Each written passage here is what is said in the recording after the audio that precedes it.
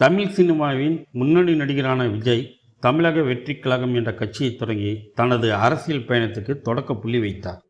நாடாளுமன்ற தேர்தலில் போட்டியில்லை என்றும் 2026 சட்டமன்ற தேர்தலில் இலக்கியம் என்றும் திட்டவட்டமாக கூறியிருந்தார். நாடாளுமன்ற தேர்தல் முடிந்த பின்னர் கட்சியின் கொடி, பெயர், கோட்பாடுகளை அறிவிப்பேன் என்று கூறியதுடன் கைவசம் உள்ள படங்களை முடித்து தீவிர அரசியல் இறங்குவேன் என்றும் விஜய் தெரிவித்திருந்தார். தற்போது நாடாளுமன்ற தேர்தல் நெருங்கி வரும் நிலையில் அரசியல் கட்சிகள் போட்டி போட்டுக்கொண்டு பிரச்சார களத்தில் தீவிரமாக இறங்கியுள்ளனர். ஒவ்வொரு நாளும் விதவிதமான பிரச்சார யுத்திகளை கையாண்டு வாக்காளர்களை கவர்ந்து வருகிறார்கள். அதேவேளை விஜயின் தமிழக வெற்றி கழகத்தின் ஆதரவு யாருக்கு என்பதில் மக்களை விட அரசியல் கட்சிகளுக்கு ஆர்வம் மேலோங்கி இருக்கிறது. ஏனெனில் உள்ளாட்சி தேர்தலில் கூட விஜய் மக்கள் இயக்கத்திலிருந்து போட்டியிட்ட பலர் வெற்றி பெற்று ஆச்சரியமளித்தனர்.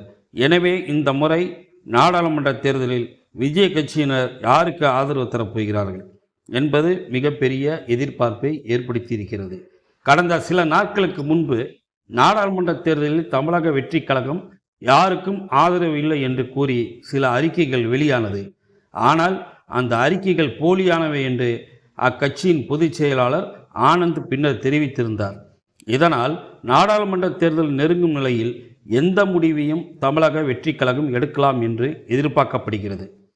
தமிழக வெற்றி கழகத்தில் தற்போது 77,88,000க்கு மேற்பட்ட உறுப்பினர்கள் இணைந்துள்ளனர். நாடாளுமன்ற தேர்தல் நெருங்குவதற்குள் இந்த எண்ணிக்கை கிட்டத்தட்ட 80 லட்சத்தை நெருங்கும் என்று எதிர்பார்க்கப்படுகிறது. எனவே இத்தனை லட்சம் ஓட்டுகள் யாருக்கு செல்லும், கட்சி தலைமை என்ன முடிவுகளை அறிவிக்கும் என்பது புதிராகவே இருக்கிறது. விஜயை பொறுத்தவரை தற்போது வெளிநாட்டில் படப்பிடிப்பில் இருக்கிறார். ஓட்டுப்பதிவு நடைபெறும் நாளான 19ஆம் தேதி அவர் நிச்சயம் சென்னைக்கு வந்து தனது வாக்கை செலுத்துவார் என்று நிர்வாகிகள் திட்டவட்டமாக கூறுகிறார்கள். மேலும் நாடாளுமன்ற தேர்தலில் யாருக்கும் ஆதரவு இல்லை என்ற நிலைப்பாட்டை விஜய் ஏற்கனவே சொல்லிவிட்டார். எனவே அதில் எந்த மாற்றமும் இருக்காது என்றும் கூறுகிறார்கள். ஆனாலும் வரும் நாட்களில் விஜய் தரப்பில் என்ன அறிவிப்புகள் வெளியாக போகிறது என்பது குறித்து அரசியல் கட்சிகள் உன்னிப்பாக உற்று நோக்கி வருகிறார்கள். இந்தியாவில் ஜனநாயகத்தை படுகொலை செய்து பணநாயகத்தின் மூலம் ஆட்சி செய்து கொண்டிருக்கின்ற பாஜக அரசில் பல்வேறு குற்றச்சாட்டுகள் இருக்கின்றன. மோசமான ஒரு பொருளாதாரத்தை கையாண்டுள்ளது பாஜகவின் மோடி அரசு. அறகுறையாக திட்டமிடல் இல்லாத ஜிஎஸ்டி வரி விதிப்பு, ஊழலுக்கும் பாஜகவுக்கும் நெருங்கிய உறவு இருக்கிறது. இந்த உலகத்திலேயே ஊழலை பற்றி பேசுவதற்கு ஒரு கட்சிக்கு தகுதி இல்லை என்றால் அது பாஜக தான். இவர்கள் ஆட்சிக்கு வந்த பிறகு இவர்களால் ஊழல்வாதிகள் என்று வழக்கு போடப்பட்ட 25 நபர்கள் பாஜகவின் வாஷிங் மெஷின் என்ற திட்டத்தால் அனைவரும் சுத்தமாகிவிட்டார்கள்.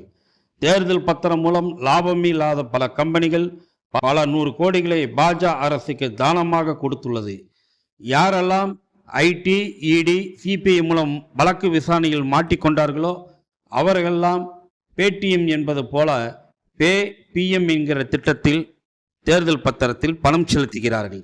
பேடிஎம் என்ற ஆப் உள்ளதைப் போல பிஎம் ஆப் இந்தியாவில் உள்ளது.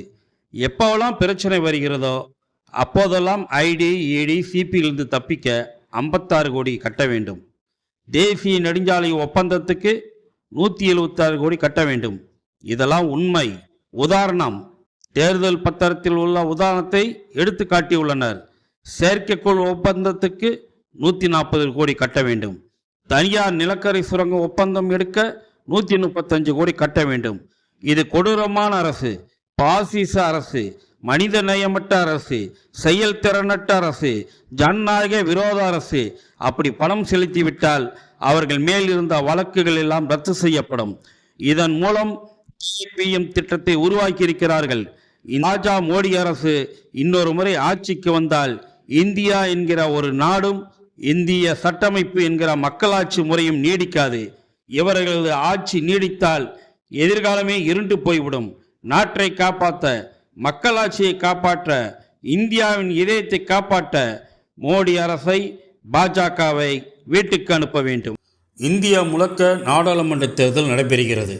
இது இந்த நாட்டினுடைய தேர்தல். இந்த தேர்தலில் யார் ஆட்சி அமைத்தாலும் ஏழை குடும்பத்தை சேர்ந்தவர்களுக்கு மாதந்தோறும் இந்திய அரசு 3000 வழங்க வேண்டும். ஏன் கொடுக்கக்கூடாது? இன்றைக்கு அம்பானிக்கு கொடுக்குறீங்க, அதானிக்கு கொடுக்குறீங்க, டாட்டாவுக்கு கொடுக்குறீங்க, பிர்லாவுக்கு கொடுக்குறீங்க, ஒரு ஸ்கீமுக்கு 20,000 கோடி கொடுக்குறீங்க, மானியமாக 5,000 கோடி கொடுக்குறீங்க.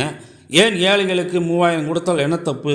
உங்களுக்கு ஏழைகள் ஓட்டு போட்டுருக்காங்களே, ஏழைக்கு ஒரு ஓட்டு தான், அந்த அம்பானிக்கு ஒரு ஓட்டு தான், அதானிக்கு ஒரு ஓட்டு தான். நீங்கள் நாட்டினுடைய பிரஜை. ஜனநாயக நாட்டில் எல்லோருக்கும் சம உரிமை உண்டு. ஒருவருக்கு அவ்வளோ மானியம் கொடுக்குறீங்க. ஒரு பேட்டரி கட்டுவதாக இருந்தால், ஒரு தொழிற்சாலை வரணும்னா பல்லாயிரக்கணக்கான கோடி மானியம் கொடுக்குறீங்க. அந்த ஒரு நபர் வாழ்வதற்காகத்தானா?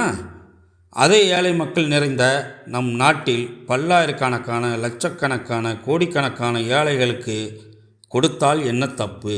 அவர்கள் வாழ்வு மலர வேண்டாமா?